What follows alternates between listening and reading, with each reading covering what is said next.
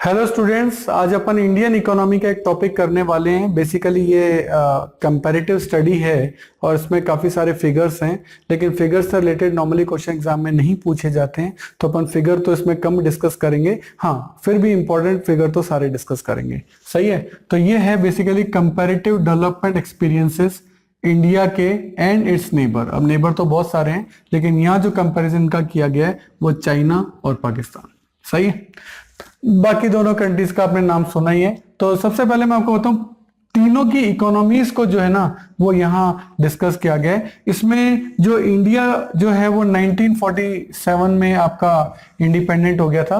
पाकिस्तान भी 14 अगस्त को 1947 ये हुआ था, 14 अगस्त 1947 को, और इंडिया हुआ था 15 अगस्त 1947 को इंडिपेंडेंट हुआ था। सही है, चाइना भी अप्रोक्सीमेटली 1949 के अंदर ही जो है वो इंडिपेंडेंट हुआ था।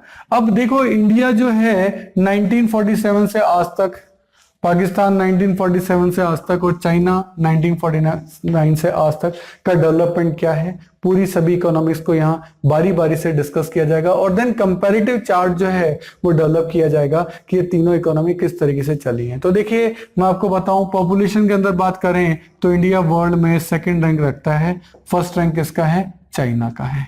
ठीक है, और पाकिस्तान की पॉपुलेशन भी कहीं लगभग 21 करोड़ के आसपास है, अपनी पॉपुलेशन कहीं 130 करोड़ के आसपास है, चाइना की लगभग 135 करोड़ के आसपास की पॉपुलेशन जो है वो है। तो पॉपुलेशन में तो इस तरीके से है। एरिया में अगर अपन बात करें तो चाइना जो है वो वर्ल्ड में थर्ड रैंक जो है वो रखता है एरिया वाइज की। उसके बाद कितना बड़ा एरिया है, इंडिया का जो रैंक है वो इसके अंदर 7th रैंक है एरिया वाइज।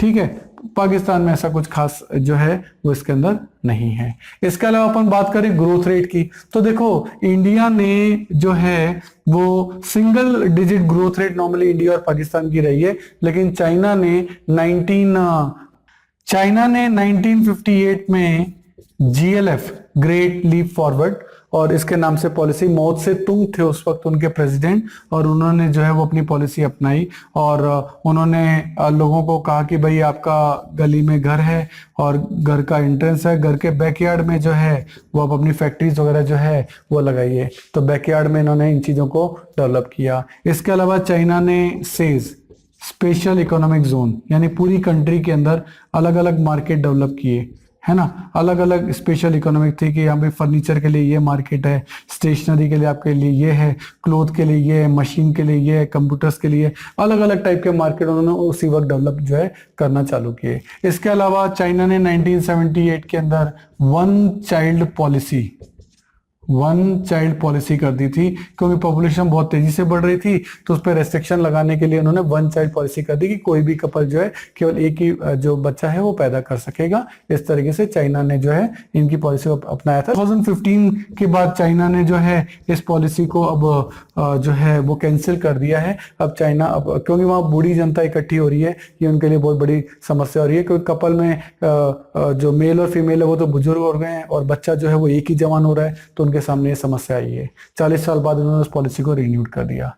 इंडिया की भी बात करें तो इंडिया 1950 से लेके 1990 तक तो आपका सोशलिस्ट या मिक्स्ड इकोनॉमिक है, मिक्स्ड पे चला, लेकिन फिर भी जो है इतना डेवलपमेंट नहीं हो पाया। इसलिए 1991 में हमने न्यू इकोनॉमिक पॉलिसी बनाई, और देन न्यू इकोनॉमिक पॉलिसी का आपने चैप्टर भी पढ़ा होगा। सही है, उस न्यू इकोनॉमिक पॉलिसी को हमने किया। उसके बाद हमारी ग्रोथ रेट जो है तेजी से बढ़ी, लेकिन फिर भी हम डबल डिजिट को अभी तक अचीव नहीं कर पाए। चाइना जो है लगभग 2 डिकेड तक, 20 इयर्स तक डबल डिजिट ग्रोथ रेट रहा है। इनकी इकोनॉमी जो है वो डबल डिजिट में चल रही है, यानी 10%, 11%, और हम कहीं 5-6% के आसपास ही हैं। हाईएस्ट 7-8% तक ही पहुंचे, इसके आगे नहीं जा पाए। बहुत सारे रीजन है उसके कारण, क्योंकि इंडिया में तो डेमोक्रेसी है, कोई भी डेवलपमेंट जल्दी से होता नहीं है, जबकि यहाँ जो है वो वन पार्टी पॉलिसी है, एक ही पार्टी है, उसके 3500 मेंबर हैं, बस वही पूरे देश को चलाते हैं। यहाँ पे इलेक्शन तो होता नहीं है। हमारे यहाँ इलेक्शन वगैरह का पूरा प्रोसीजर, पूरी डेमोक्रेसी, डेमोक्रेसी होने के कारण क्या होता है, अपोजिशन विरोध भी करता है। अब विरोध करेगा, अपोजिशन करेगा, तो ऑब्वियसली डेवलपमेंट का प्रोसेस तो रुकेगा ना। तो इस तरीके से इंडिया जो है वो 1950 से 1990 के अंदर तो इंडिया की जो ग्रोथ रेट है वो कोई बहुत ज्यादा रिमार्केबल नहीं रही है। 91 के बाद जो ग्रोथ है वो थोड़ी सी बढ़ी है, लेकिन अभी भी चाइना जो है वो हमसे काफी आगे है। इसका जीडीपी, ग्रॉस डोमेस्टिक प्रोडक्ट, हमसे लगभग 5 टाइम्स है आज की डेट में।